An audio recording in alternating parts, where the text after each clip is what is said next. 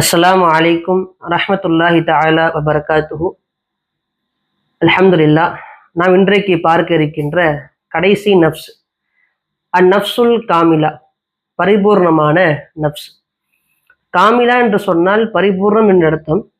பரிபூர்ணம் எதுல பரிபூர்ணம் பார்த்தோம் சொன்னால் அல் உபூதியத், அடிமைத்தனத்தில் பரிபூர்ணமான நஃப்ஸ் என்பதாக இமாம் கஸாலி ரஹ்மத்துல்லாஹி குறிக்காட்டுவார்கள்.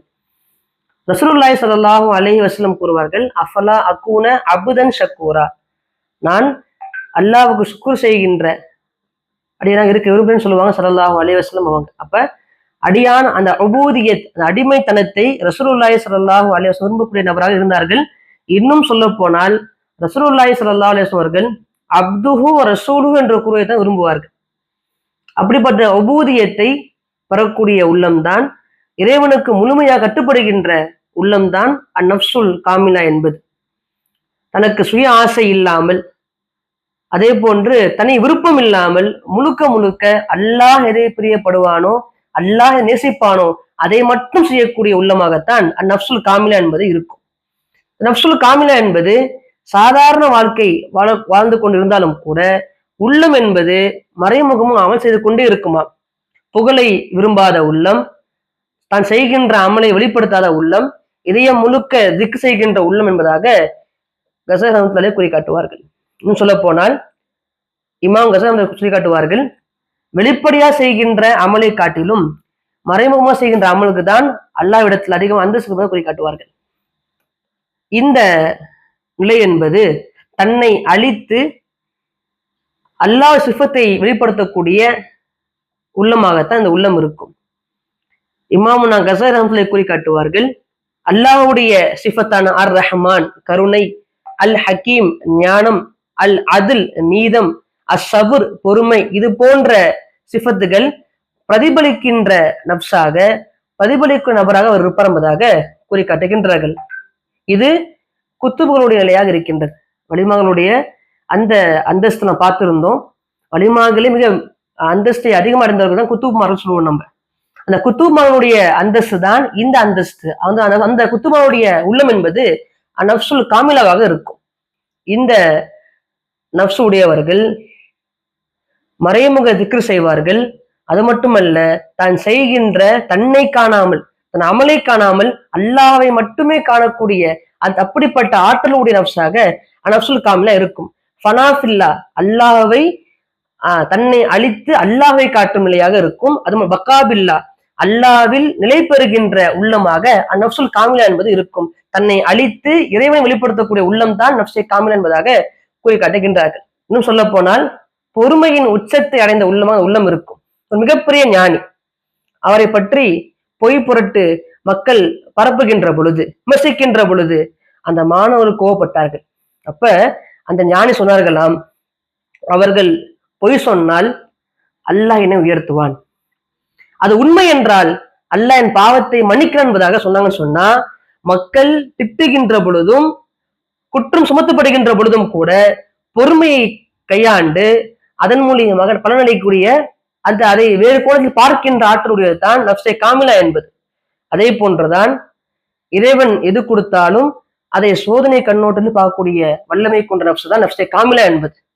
மிகப்பெரிய ஞானி அவர் திடீரென்று மிகப்பெரிய பணக்காரன் ஆயிட்டார். அப்ப அந்த ஊர் மக்கள் சொன்னாங்களா, அந்த செல்வம் என்பது உங்களுக்கு கௌரவத்தை தரும் சொன்னாங்களாம். சொல்லும் பொழுது அந்த ஞானி சொன்ன பதில் பாருங்க, செல்வம் வந்தாலும் சோதனை, வறுமை வந்தாலும் சோதனை தான். இரண்டும் தன்னை அடிமை என்று மக்களுக்கு மத்தியில காட்டுதான் சொன்னாங்களா அந்த இறைநேசர்.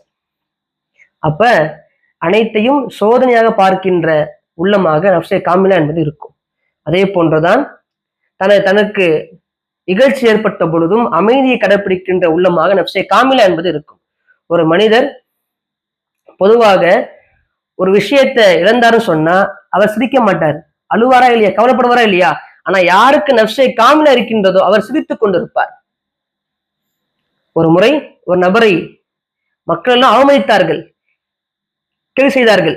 அப்படி செய்யப்பட்ட பொழுதும் கூட அந்த நபர் சிரித்துக் கொண்டிருந்தார். சொன்ன வார்த்தை, நீங்கள் எரிகின்ற நெருப்பு போன்ற வார்த்தைகள் என் உள்ளம் ஈரமாக இருப்பதன் காரணமாக நான் அதை தனித்து விடுறேன்னு சொன்னாரா அந்த நபர். யோசித்து பார்க்கணும். கோபத்தில் நாம் விடுகின்ற வார்த்தை, அவமதிக்கின்ற வார்த்தை நெருப்பு போல வந்தாலும் கூட எதிரில் நிற்கின்ற நபர் நப்சே காமிலா என்று சொன்னா அந்த நப்சு அந்த கோபமாக வார்த்தை வந்தாலும் கூட, நெருப்பு போன்ற வார்த்தை வந்தாலும் கூட அந்த நப்சே காமிலா என்பது இதையெல்லாம் தனித்து விடுவதாக இமாம்கள் கூறுகின்றார்கள். அதே போன்று தான் செய்கின்ற அமலை மறைமுகமாக செய்வார். ஒரு ஊர்ல இரவு நேரங்கள்ல மறைமுகமாக உணவு வைக்கின்ற வழக்கத்தை ஒரு வைத்திருந்தார். இந்த காலம் மக்கள் யாருன்னே தெரியல. அப்ப ஒரு முறை அந்த நபர் பிடிச்சிட்டாங்க. அதை பிடிச்சி யாருன்னு பார்த்தா அந்த ஊர்லயே சாதாரண கூலி வேலைக்கு செய்கின்ற நபராகத்தான் இருந்தார். அவரை பிடித்து விசாரிக்கும் தெரிய வந்தது, நான் செய்யவில்லை, என்னிடம் ஒருவர் காசை கொடுத்து இது போன்று இதெல்லாம் செய்ய வேண்டும் என்று ஏவி சொன்னாங்களாம். கொடுத்த நபர் யாரும் தெரியல. இது போன்று மறைமுகமா அவர் செய்கிற நபராக இருப்பார். அதே போன்றுதான் புகழை மறுக்கின்ற நபராக அவர் இருப்பார். ஒரு ஊர்ல மிகப்பெரிய ஞானி ஒருத்தர் வாழ்ந்தார். அவருடைய கராமத்து ஊர் முழுக்க பரவியது. மக்கள் பெரிய பேச ஆரம்பிச்சிட்டாங்க. பேச ஆரம்பித்த பொழுது இரவோடு இரவாக அந்த ஊரை காலி பண்ணிட்டு போயிட்டாங்க. ஏன்னு கேட்கின்ற பொழுது சொன்னார்களாம், இந்த ஊர்ல என்ன புகழ ஆரம்பிச்சிட்டாங்கன்னு சொல்லி புகழை விரும்பாமல் மற்றொரு ஊருக்கு சென்று சாதாரணமாக வாழ்ந்தார்கள் நிறைநேசர். இப்படி புகழை விரும்பா இதயம் தான் நப்சே காமிலா என்பது. அதே போன்றுதான் அல்லாஹ் கொடுத்தாலும் எடுத்தாலும் திருப்தியோடு வாழுகின்ற உள்ளம் தான் நப்சே காமிலாக இருக்கின்றது. ஒரு இறைவனுடைய மகன் இறந்து விட்டார். இறந்த பொழுதும் கூட மக்கள் ஆறுதல் வந்தாங்க. ஆறுதல் கூறுகின்ற பொழுது இவர் சொன்னார், அல்லாஹ் கொடுத்த பரிசு அல்லாஹ் எடுத்துட்டான்னு சொன்னாங்கன்னு சொன்னா, அல்லாஹ் எதை கொடுத்தாலும் அதை பொருந்திக் கொள்வார்கள். கொடுத்த ஒன்று எடுத்தாலும் கூட பொருந்திக் கொள்கிற உள்ளம் தான் நப்சே காமிலாக இருக்கின்றது. அதே போன்றுதான் ஒரு அரசன் ஒரு இறைநேசர் அழைத்தாராம். அழைத்து உனக்கு என்னன்னு கேட்டாங்களாம். யோசிச்சு பாருங்க, நம்ம வாழுகின்ற இந்த காலத்துல ஒரு சிஎம்ஓ பிஎம்ஓ கூப்பிட்டு உனக்கு என்னன்னு கேட்டாங்க சொல்லுவோம், நம்ம விடுக்கமோ கார் கேட்போமா இல்லையா?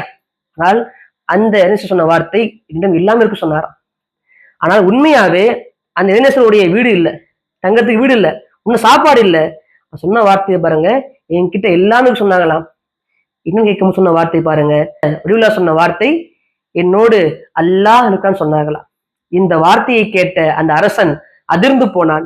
அல்லாஹ் இருந்தால் அனைத்தும் இருந்தது போன்று கருதக்கூடிய உள்ளம் தான் நப்சே காமில் என்பதாக இமாம் கூறி காட்டுகின்றார்கள். அதே போன்றுதான் சோதனை ஏற்படுகின்ற பொழுதும் கூட அவர்கள் சுக்கூரோடு நன்றியோடு இருக்கின்ற வழக்கத்தை கொண்டதாக இருப்பார்கள். அது மட்டுமல்ல, நியாயத்தில் உறுதியான உள்ளமாக நப்சே காமில் இருக்கும். எனவே நாம் வாழுகின்ற காலத்தில் நப்சே காமில் அடைவோம் இன்ஷா அல்லாஹ். அஸ்ஸலாமு அலைக்கும் வரஹ்மத்துல்லாஹி தஆலா வபரகாத்துஹு.